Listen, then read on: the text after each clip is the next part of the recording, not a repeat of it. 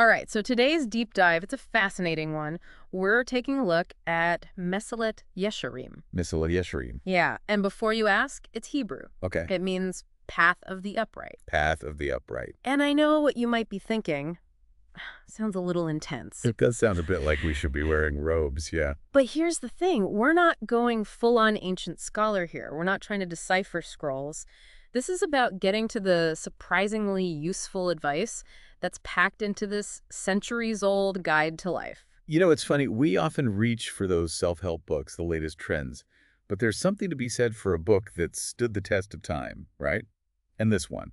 It's essentially a blueprint for a more ethical and meaningful life. It's like that saying, if it ain't broke, don't fix it. Exactly. And you know, the best part is you don't have to be a scholar to connect with this wisdom. You don't even have to be, particularly religious. Okay, so no dusty old pronouncements. We're talking timeless truths. Timeless truths. All right, sign me up. Let's jump right in. What's the first gem we're digging into? So the text, it puts a lot of emphasis on this concept of zehilut. Zehilut. Yeah, it's often translated as caution. But it's so much deeper than that. Okay. Think of it more like radical self-awareness, being completely present and conscious in your actions and your choices. Okay, so not just sleepwalking through life on autopilot then. Exactly. It's like the text is saying, hey, you've got this incredible gift, your mind. Use it. Be deliberate. Don't just blindly stumble through life. I don't know about you, but especially these days with everything moving so fast, it's so easy to just slip into that autopilot mode without even realizing it. Just scrolling. Right. Like it's a classic modern day dilemma. But the struggle to be present, that's something that the Mesillet Yesharim really taps into. And, the text is also very honest about the fact that cultivating zehilut, it takes work. It takes real conscious effort. Which brings us to the whole evil inclination concept, right? Ah, yes. The evil inclination. Sounds a bit dramatic, I'll admit. It does, doesn't it? But I have a feeling it's about to get very relatable. Oh, absolutely. It's relatable in a big way. Because, let's be real, we all know that internal struggle, that voice that urges us towards, the easy way out, even when we know better. That's the evil inclination in a nutshell. Always there, trying to pull us away from self-reflection and toward, well, whatever's easiest, right? Okay, now that is relatable. It's like when you know you should be working on that important project, but suddenly reorganizing your sock drawer seems incredibly urgent. Exactly. Procrastination, a perfect example. Or imagine this, you're trying to eat healthy, but that slice of cake was calling your name. The text acknowledges these impulses. It gets us. These are part of the human experience. But the key takeaway, we don't have to let them control us. We have a choice. So how do we fight back? Because this is starting to feel a little overwhelming. Like, am I supposed to be achieving perfect self-awareness 24/7 now? And that is a really, really important point to clarify. Mesillet Yesharim. It's not about achieving some unattainable level of perfection. It's not about beating yourself up for every single misstep, for every time you give in to that urge to reorganize instead of focusing on what really matters. Oh, okay, that's a relief because I'm already feeling guilty about those browser tabs I should be closing. So if it's not about being perfect, then what is it? Like, how do we actually apply this ancient wisdom, to our modern lives? It's a great question. And the text actually offers some surprisingly practical advice. Yeah. One of the key takeaways is the importance of creating space for reflection. You mean like scheduling me time, like for introspection? Because honestly, who has time for that these days? Right. That's the real challenge, isn't it? But think of it less about finding these huge chunks of time and more about shifting your mindset. I think Luzzatto, he would probably love this whole mindfulness trend. Finding moments throughout the day, even just a few breaths to just kind of tune in to your thoughts, to your feelings. I can see how that ties back to zehilut. If we're just always rushing from one thing to the next, never hitting pause, it's easy to lose sight of what really matters, to let that evil inclination run the show. Precisely. And here's the fascinating thing. The more we actually practice this self-reflection, the more aware we become of those internal struggles. Those moments where we're tempted to stray from the path that we want to be on. So instead of that impulsive voice, that one making all the decisions, we can actually hit the brakes and make a conscious choice. Exactly. It's not about eliminating those impulses altogether. It's more about recognizing them for what they are and choosing a different path.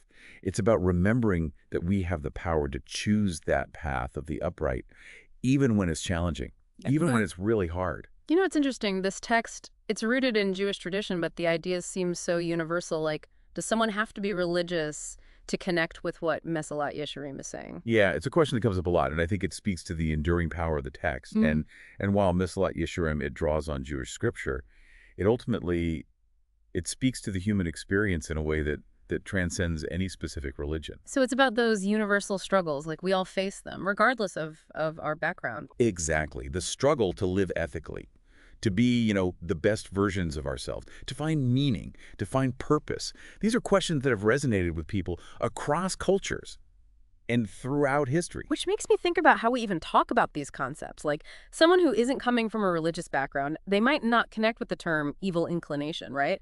But they might totally relate to the idea of, like, the shadow self from psychology. That's a great example. It's all about finding the language that resonates. Because the core ideas, they're often the same.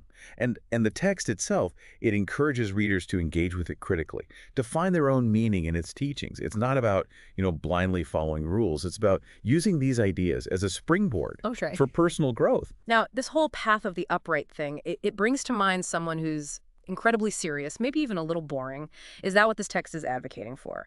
A life devoid of any fun or spontaneity? Not at all. Messillat Yesharim. It's not about becoming some kind of, ascetic who avoids all pleasure.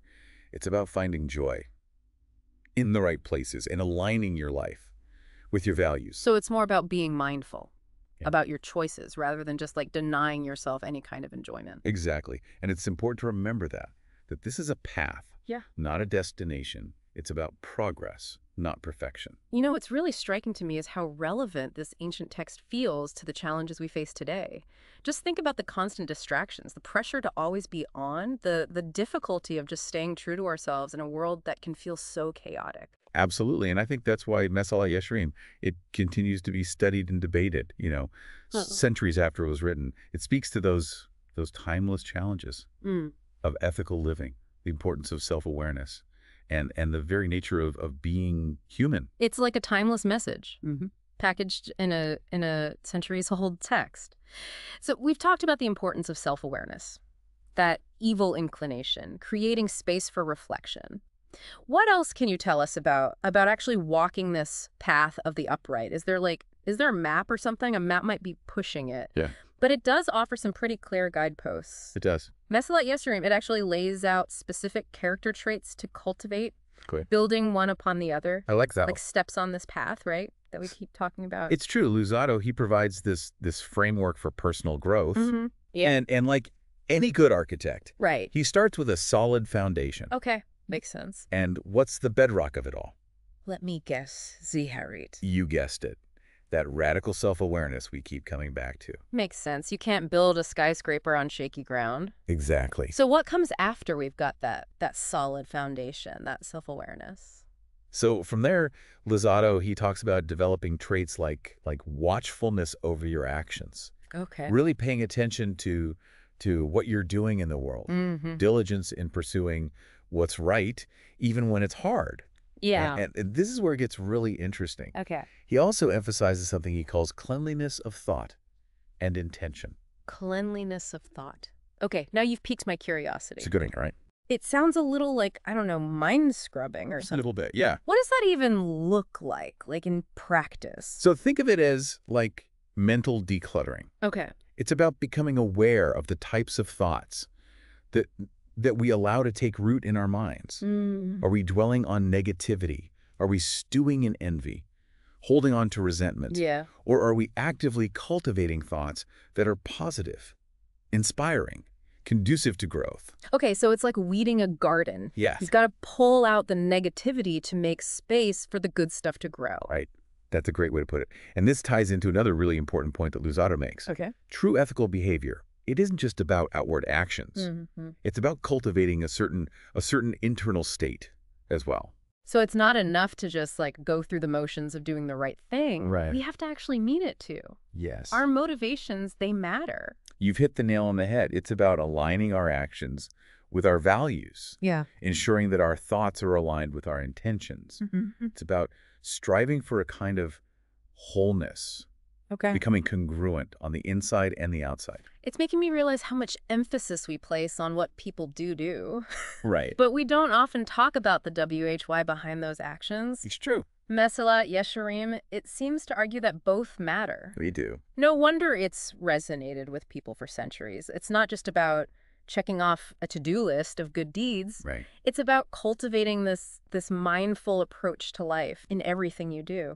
Exactly. Yeah. And Luzzatto, he's very upfront about the fact that this is not easy work, Okay. right? Okay. It's a lifelong journey Of course. of learning and growth, full of, setbacks and challenges. We're all going to make mistakes. Of course. Yeah. Stumble off the path from time to time. For sure. The key is to keep striving, Yeah. keep learning, and keep moving forward. It's a good reminder that we don't have to be perfect to be good. We don't. We just have to keep trying, keep learning, and keep moving, towards that best version of ourselves. Couldn't have said it better myself. Yeah. And don't forget, Yeah. We don't have to do it alone. Right. Luzzatto, he's a big proponent of seeking support from others. Yeah. Whether it's a mentor, Mm-hmm. a spiritual community, or even just, a close friend. Who inspires you to be better? Someone to hold you accountable. Exactly. It's like that saying, if you want to go fast, go alone. If you want to go far, go together. I love that saying. And speaking of going far, we've certainly covered a lot of ground in this deep dive. We've gone deep. From self-awareness and the whole evil inclination thing Yeah. to the importance of mental decluttering Right. and seeking support. It's all connected. Who knew an ancient text could offer so much practical advice for navigating, the complexities of modern life, right? Right. It's amazing how relevant it still is. It's been fascinating to unpack all of this with you. Likewise. What really stands out to me is how Mesillat Yesharim manages to feel both timeless and timely. Mm-hmm. These are clearly age-old questions, right? About how to live a meaningful life. And yet they feel so incredibly relevant to the challenges we face in the here and now. Absolutely. I think it speaks to the power of these ideas. Yeah. The search for meaning, the struggle to be good. These are universal experiences that connect us across cultures and throughout time. Absolutely. So if you're listening to this, we encourage you to sit with these ideas for a bit, What resonated with you from this deep dive? What insights from Mesillat Yesharim might you be able to apply in your own life? Who knows, maybe this ancient wisdom holds the key to unlocking a more fulfilling and an upright path forward. That's all the time we have for today's deep dive. Be sure to subscribe so you don't miss out on the next fascinating topic. Until then, happy learning.